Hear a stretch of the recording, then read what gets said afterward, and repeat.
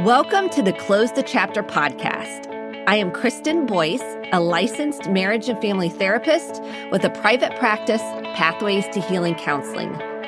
Through conversations, education, strategies, and shared stories, we will be closing the chapter on all the thoughts, feelings, people, and circumstances that don't serve you anymore and open the door to possibilities and the real you.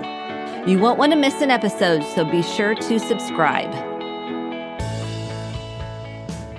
Welcome to the Close the Chapter podcast. I am so glad you are joining me today for this episode. I cannot wait to introduce you to my guest. She just moved a year ago from Alaska to Washington State, which is a big move since you were born and raised there. So we were just talking about transitions and really getting acclimated to new spaces and places and what that's like. So without further ado, let me introduce you to our guest. Dr. Jennifer Blossom is on a mission to help high-achieving women professionals take charge of their mental and emotional well-being for optimum success at home and at work.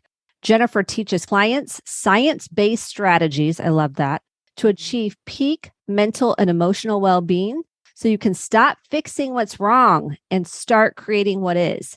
She is the founder and CEO of Women's Leadership Company, an innovative thought leader, and one of the most recognized up-and-coming leadership coaches worldwide. Dr. Jennifer has launched and scaled 2 successful online companies, congratulations, from the ground up while raising 2 small boys, 2 and 4, just asked her that, hosting a top-rated podcast, and her newest venture, launching the Dr. Jennifer Blossom Morning Show. Welcome, Jennifer, to the show. Hey, thank you so much for having me. Just a pleasure and awesome to be here. I'm so glad you're here because we talked about several topics we wanted to cover. And one in particular is clients find, or anybody on the healing journey, I think most of us in our lives sometimes feel stuck, burned out, and we lose momentum and motivation to make the change. We just feel like I want to, but I don't know how to. I feel immobilized, frozen.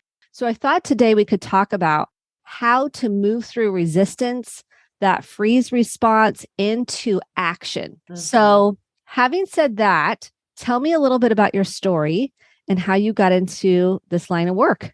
Yeah, well, again, thank you for having me. It is such an honor to be here and such important conversations to have. And it really is what started my journey. So I've been in the online space for, almost 7 years now. It started out on a health and fitness journey and really morphed into a mom journey, helping new moms. And then as I kind of grew and evolved myself and really learned how to hone in on this peak performance mentally and emotionally in my own life and helping other women and other business owners, it started to grow into more of a leadership company. And so now that's where I'm at right now, is really understanding how we function our best as high achieving women. And we're a unique breed because we want the best for ourselves. And oftentimes we can neglect ourselves in that process and others. And so on my own journey, it led me to discover that for myself and now to be in this process where I can help other women do the same. Because there is a very fine line between wanting and achieving and doing what we're called to do, but also tending to ourselves in that process. When we can find that balance, that's where the magic is. Yes, I love the analogy of putting your oxygen mask on yourself first. It's like the airplane analogy before you can assist somebody else. Yes. And oftentimes as parents, we will put the oxygen mask on the kids with neglecting ourselves. And so sometimes there's a lot of guilt about taking time for ourselves. How do we start making a shift and stepping into action rather than immobilization? Yes. And that's key, right? Because we can think all the great thoughts and have these ideas of self-care and how we should be caring for ourselves, but we can also get stuck in that resistance. And so the idea is this little mental shift to not get stuck into that resistance, but to move through the resistance and to also understand that if we are not taking care of ourselves, we're not going to be operating in our peak performance in our mindset with our children in our work. And so it does everybody, including yourself, a disservice when you aren't taking care of yourself. And so it really comes down to reshaping our perspective and our frame of reference about how we think about how we show up for ourselves and care for ourselves and the positive impact that that makes in our work and in our lives. So what's the first step? If someone says, sounds all great and want to make a change, but I just don't feel like it. Like I feel burned out. Yeah. What's the first step? The first step, it starts in our mind and making the intentional decision to now change your perspective of, okay, I don't feel like it, but I'm going to do it anyways. And here's why. And so it's making that commitment to yourself to understand why you're going to put action behind the motion. Because if you don't have that deep rooted truth or belief or whatever it is, your steps won't feel fruitful moving forward. And you'll be more likely to have those, I call it the cute quits, the quick quits. And so it's having that unbelievable, unshakable faith in yourself of knowing why you want to do this. And then the next step is you commit to yourself and you show up anyways. And it's just that next right step forward. I think as entrepreneurs and as women on this self-help journey or journey in therapy or wherever we're at in our life to try to improve ourselves, it's really easy to look at how far we still want to go instead of taking that next right step. So as soon as we can make that mental shift in our mindset and understand why we want to do this, and then instead of looking at that whole process ahead, what is that next right step that you can do today?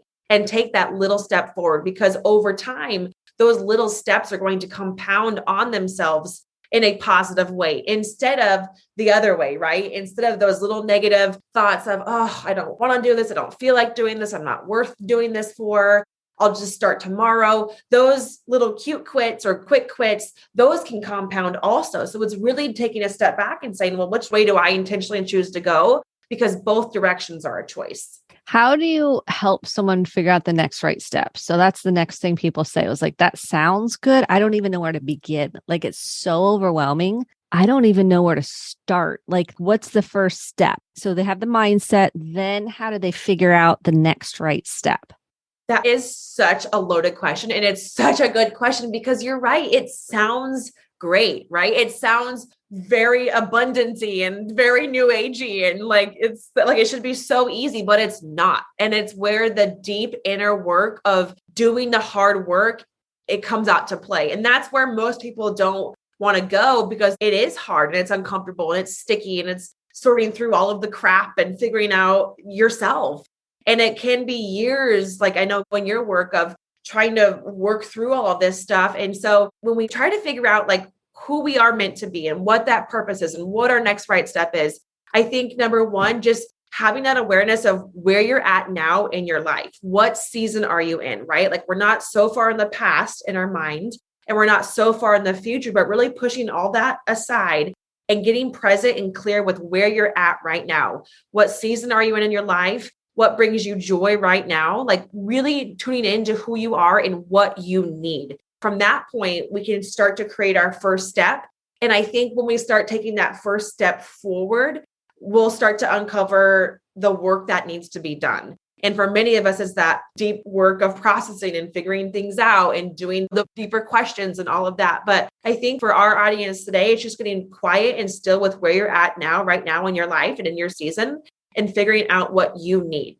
And I think so many people can look externally for that and want to grab onto things or look what's worked for other people, but it really is that inside job. I mean, what would you say for your clients who are like trying to grab at that? I feel like that's the best way I can try to describe it of figuring out what that next step is like going at what you need now. Would you describe that differently? Well, I would say to add on to what you're saying, one of the main things is people have fear around saying what they really want. They're afraid to tell the truth. Because one, it wasn't okay for them to tell the truth as a kid because they were either told that they were shamed for it or told that was wrong, or their parent wanted them to do something different because the parent was afraid. The parent was like living vicariously through their kid. And so they were projecting a lot of what they wanted onto us as children, not trying to blame our parents. But what happens is we get afraid to tell ourselves the truth. And we get afraid of what then that will change in our lives. So I think it takes a lot of giving ourselves permission to be honest about what we need and what we want, and then connecting the dots. Like, why do I have that unmet need? What is that related to? why do I want this? And not to get caught up in the why, but to explore with curiosity the why. Why is that something I want in my life? Is it one, to make me feel important? Because these are the reasons that are going to feel empty if you're doing it for external validation. Like, oh, I want to feel important. I want to feel like I matter. I want to feel special. I want to feel lovable.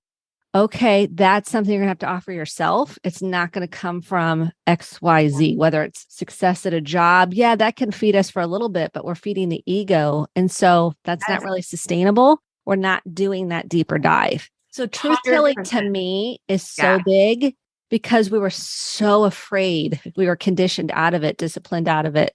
There's so many things to say what we really wanted. Yes. And to now create those new neural circuits of belief. It is deep work, and it doesn't just happen in a day. For some of us, I mean, we're all at different paces, but whether it's days or weeks or months, I feel like now I'm just now coming out of a really deep season, 7 months of doing all this deep inner work of figuring out what this next chapter is. And it was a lot of work and it was hard, but we just keep digging and we keep figuring out, like you said, like, what are we afraid of? What have we believed and been conditioned to believe for so long? And now what is our truth?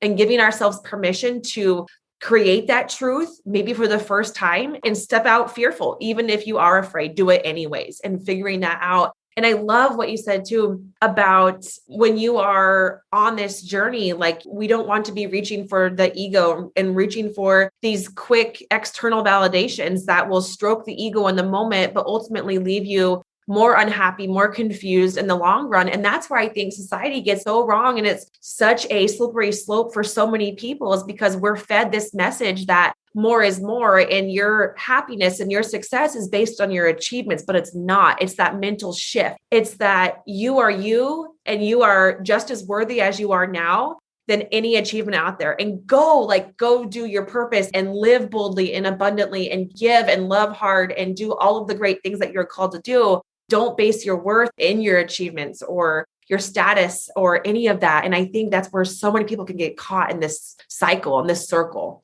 Yes. So I wanted to go a little bit deeper into this because you had the courage to move. You were raised in Alaska, you and your husband, because this pertains to getting unstuck and making a change and taking action. You moved from everything you knew. How did you get the courage to, one, rumble through and accept, like, your truth was you wanted to move away from family? You see, you had to tell the truth about, we kind of want to try this. How did you get from I want to move to moving? That what's ironic is my husband and I were just having this very in-depth conversation last night about this. We were just talking all of this through, and we're 13 or 14 months in now with our new move. And like I was telling you before we went on air, is I feel like we're finally coming up for breath to breathe now. It was open, honest communication first with myself. And it was paying attention, having a self-awareness, noticing that I was not feeling fulfilled or like I was fully living my purpose or my calling, and was not wrapping my worth up in any of those external achievements, but doing that deep inner work of, I know I'm meant for more. I feel like I'm being called elsewhere. I want to give my kids more experiences, and not in a sense of like Alaska was not giving that to us, because it's an amazing state. It just wasn't for us. And so it was paying attention to what I was feeling first, and then having that open communication with my husband, noticing he was feeling the same thing. We had that open dialogue about what we want in life, where we feel like we're being called to, what we want to give to our kids. And so having that self-awareness first, and then realizing, okay, well, what's our plan of action? What's our step forward? We can either stay here and feel this, or be on this journey and let's just try it. Let's go for it. And so that's what we did. And we took all that we knew and we left it behind. And this journey was so hard and so challenging, but it shaped us into stronger individuals and a stronger family because of it. And we went through so much as a couple and individually as well, but we have grown so much because of it as well. I mean, for our listeners today, it doesn't have to be this big dramatic move that we went through, but it could be as simple as having the courage to really own your self-awareness and pay attention to that, and then figure out, well, what do you need and what are you being called to do, and taking that action forward. not sitting in the resistance, but stepping out and stepping into your next chapter and doing it afraid. Because that's discomfort and that growth happens. We do it afraid. And then you're like, oh my gosh, I am strong. I can do this. That's the key. So fear is not bad. Like fear can help us keep us safe. It's when it's maladaptive. It's when it's it thinks it's protecting us, but it's really preventing us from taking flight. So, because fear is universal, we all have it. And I really think resistance is fear. Like, I really think those two are tied together. Fear is something that we're afraid of rejection, abandonment, judgment, something bad happening. We kind of sabotage our joy because we're like waiting for the next shoe to drop. So how did you work through your fear to be able to take action? Because that's really what people get stuck in. So it is. You're so right. This is what people get stuck in. And the brain's funny. The brain will tell us, right? Like avoid fear, seek pleasure. And so when you're actively working through a season where it seems like fear is all around you, whether that fear is in your own mind or you're scared to leave the cave or the house because it could be fearful out there or scary out there, like that's when we get stuck. And so for me, honestly, it was finding a mentor and a therapist and a coach who could help me through this. Even though I thought I had the tools, we all need that somebody in our life to help guide us and to help us see things differently. And so that was a huge piece in this, is knowing that I can't do this alone.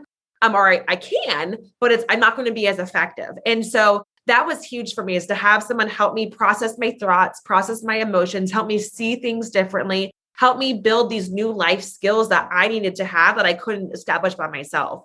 And so I think that was my biggest takeaway, was having a mentor, a coach, a therapist all through this, and still have one, and being able to work through what we went over together, shared this with my husband, and really work together as a family on overcoming those obstacles. And so that was huge, is just to face fear and all the hurdles head on, and knowing myself enough where I could battle this myself, or I could have someone help me through it. And so that was the key for me, is to have that humility and also have the confidence and the grace on myself to know, no, I'm not going to back down from this. I'm going to face it head on. I'm going to become stronger because of it.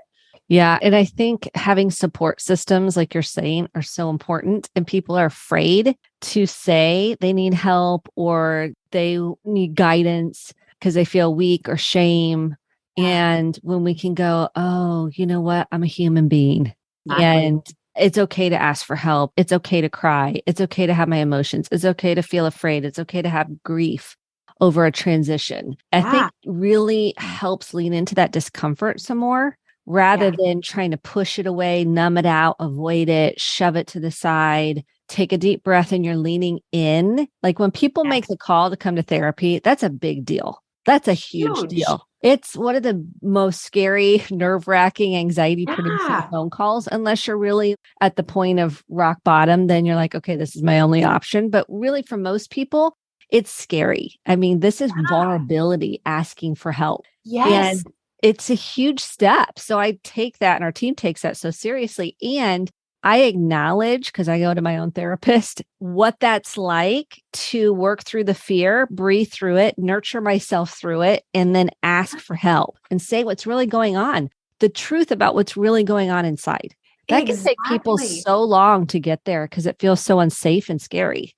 I know it does. And I think it all boils down to just the stigma that we're in society. And like, thankfully, like mental health and emotional health is now being talked about, but there's still such this reserve. And so what I love to tell our clients is that you are being proactive with your mental and emotional well-being. I'm also a pediatric occupational therapist. And so one of my favorite things and favorite kiddos to work with is kids who struggle with sensory processing disorder. And so I love helping parents create a sensory diet for their kids. And I was just thinking last night, we should be creating sensory diets for us as adults. And well, tell us about it. That's huge. Why aren't we doing this? And so when I think about this for the parents and the families that I'm working with, it's really a proactive approach to helping their children become more regulated emotionally, sensory wise, all of this. And so when I think about us as women on this journey of growth and healing and going to where we're meant to be,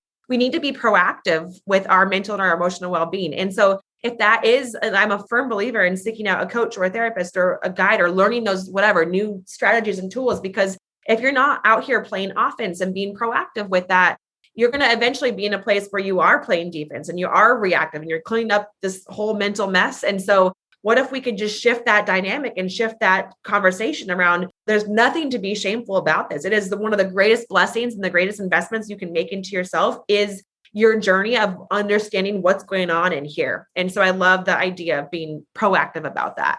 Okay, you just hit something I think we need to dive into, the sensory processing for children. Yes. Let's talk about what you would do for adults and kids. Like, what are some of the things that you teach?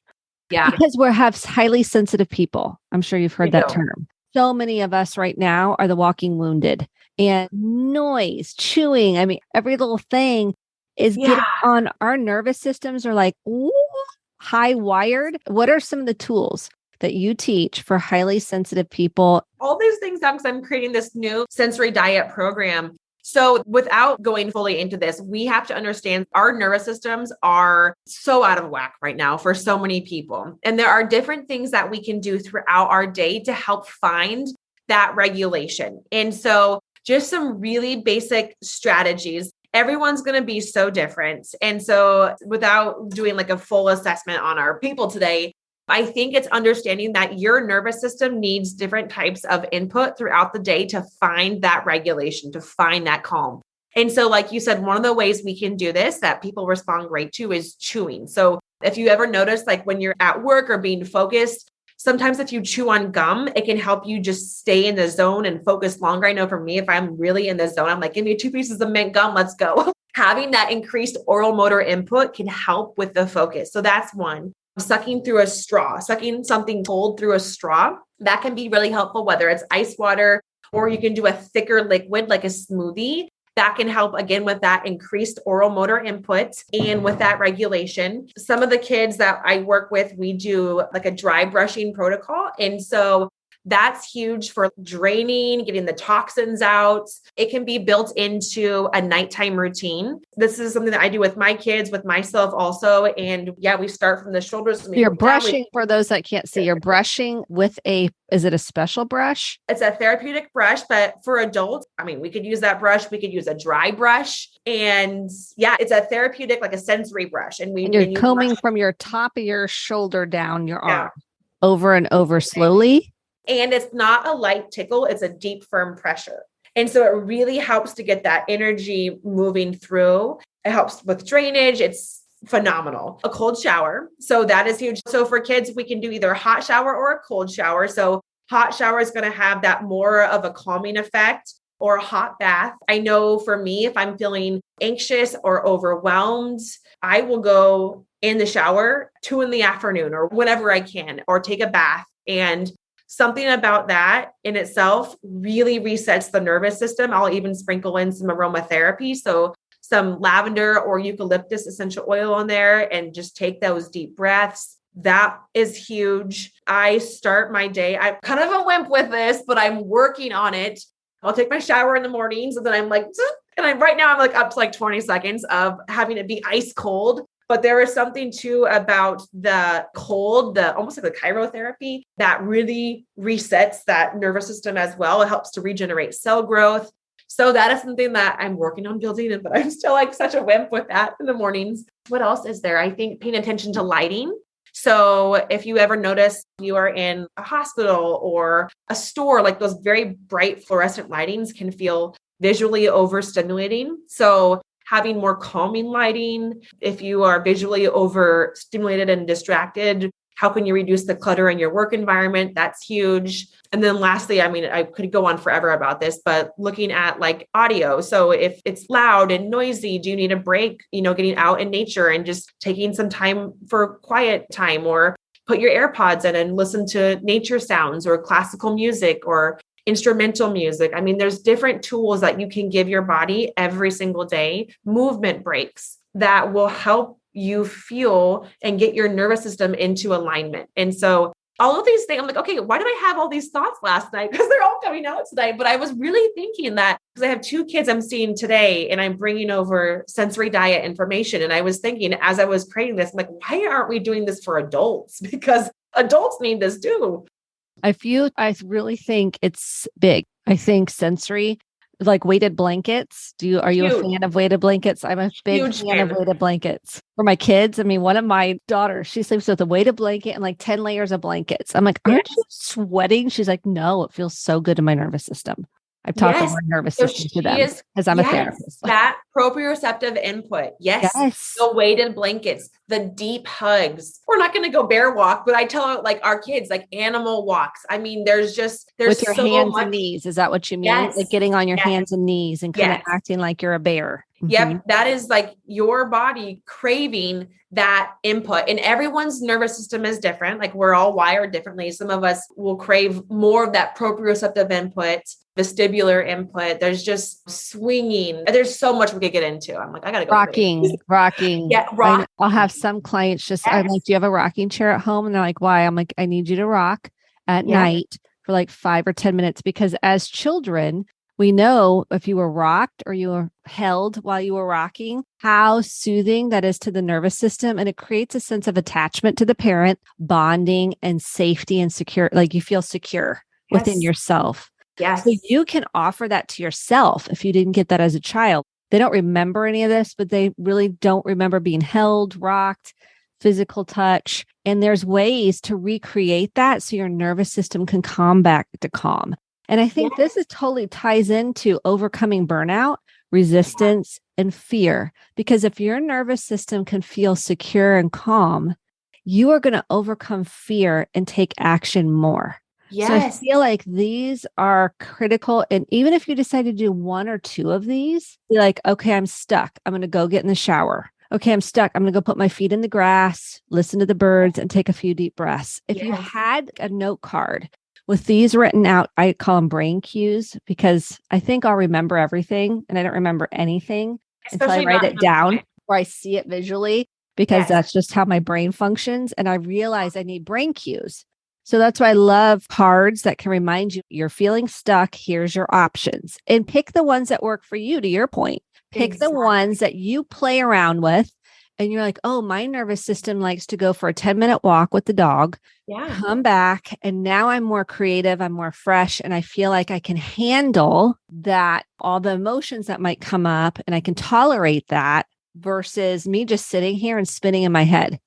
Exactly. It's being proactive with that, giving yourself what you need. And like you said, playing around with them, combining them. I know we have a trampoline out back, and I came home a few days ago and I was like, man, like I got to get something moving here or else I'm not gonna be able to do some work. So I went and jumped for like 2 minutes on my kid's trampoline. I'm like, holy neighbors don't see me. I'm like a 33-year-old woman out here. Hey, just doing my jumps, getting my input in since we're over here. No, I think it is true. It is not just plowing through things and really paying attention to that, what your body needs, trying on a few of these things and knowing that your needs are going to change every day, but having a list for yourself. And like you said, when you're in the moment, it's hard to remember these things. And so having those brain cues and giving your body what it needs, calming it down so you can come to a place of centeredness and focus, and to operate from that place of power, instead of letting your nervous system just feel all jacked up and running all over you.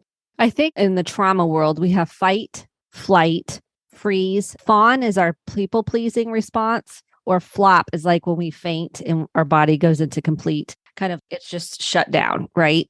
And when you think of those 4 responses when we're in trauma, when we learn how to tend and connect to our body and get back into our body and our nervous system, and we have a list of these, it shifts us back into the prefrontal cortex, which I love to talk about the brain, and I know you do too. It helps us have rational thought, come back to center, clarity of thought. Because how often times do we feel like our brains are mush, or I'm in brain fog and I can't think straight?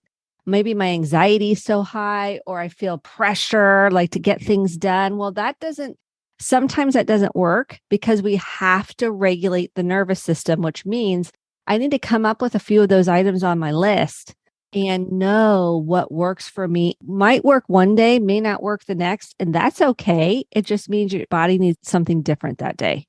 Exactly. And giving yourself the authority and the autonomy to figure that out and to take action, and to know that you are in the driver's seat. This is nobody else's responsibility but yours. And so there is a lot of freedom and liberty that comes with that, and knowing that, hey, I got this. And I, for the first time, I'm going to give myself that freedom to start to feel better. I think that's one thing too, is we can get so used to feeling so stuck that the newness feels scary. And so just knowing that anything new is going to feel scary until it becomes your new familiar. And so just keep pressing into that, keep showing up for yourself, keep trying this, keep figuring out what works for you. And you just keep taking action forward because you're worth it.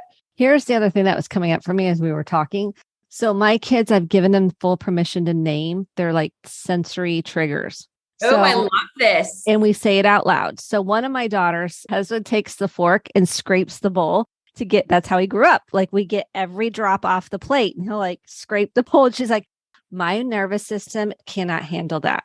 The scraping of the fork on the bowl. And he's like, thank you for sharing that. And he's very mindful now when he's around her to go, oh, the scraping of the bowl. There's something when we can, because I love family systems work, where we can name things out loud and it's okay and acceptable to say, hey, when you're chewing the gum, really, my girls like to say, Mom, you're like chomping the gum. And I'm like, thank you for, and it's hard sometimes because I want to get defensive. And I'm like, I'm not chomping the gum. I was gingerly, quietly chewing my gum. Well, no, I was chomping it.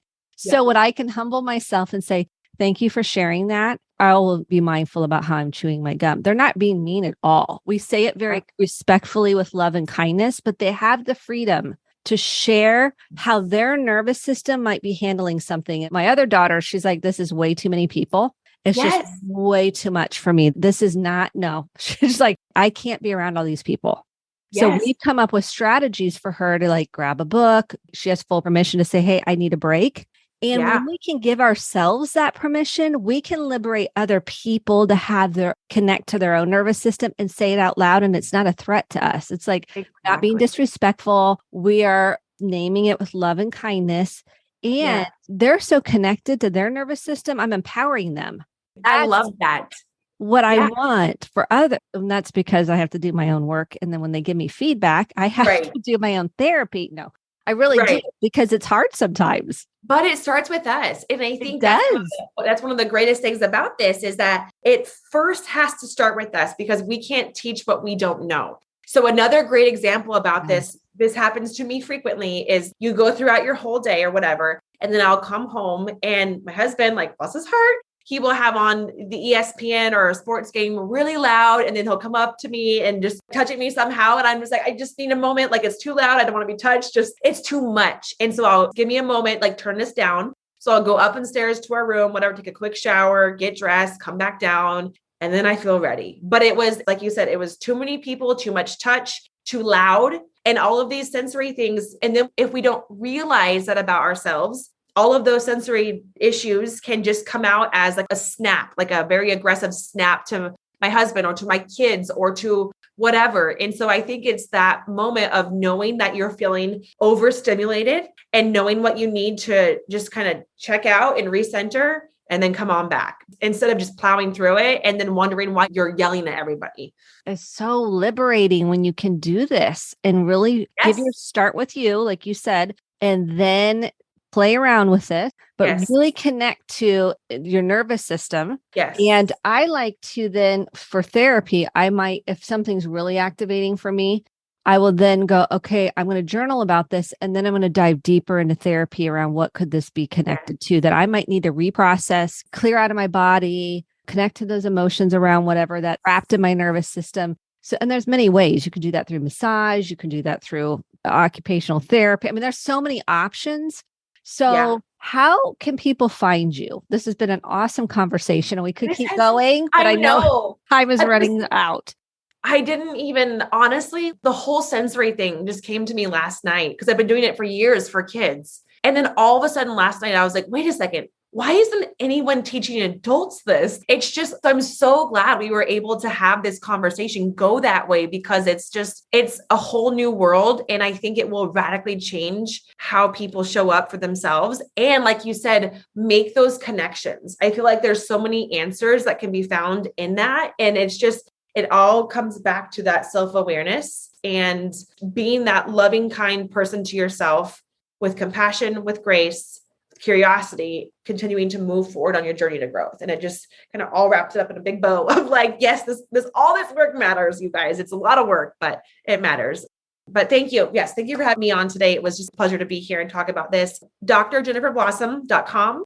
We have a podcast, the Dr. Jennifer Blossom Show. And then over on Instagram, I am at Dr. Jennifer Blossom. So super simple all across the boards. Yes, Dr. Jennifer Blossom. Go follow her. And I think you're on to the sensory processing for adults, because I think we need more around it. We have more now for children, but we haven't. Those children, when we were children, we didn't really have this. There was no name for it, right? No. We didn't call it anything. So, not what it is today. Not at what it is today. It's evolved, which is exciting. Now, for those folks, those adults that might not have gotten the services earlier, now they can have a label for it. Mm-hmm. And I think that's empowering, and know that you can have some tools and strategies to help your nervous system along when you feel that your sensory system is overloaded. There is options, and the breath, of course, I teach this every podcast. We breathe on the podcast to recenter. We never really learned how to breathe as children.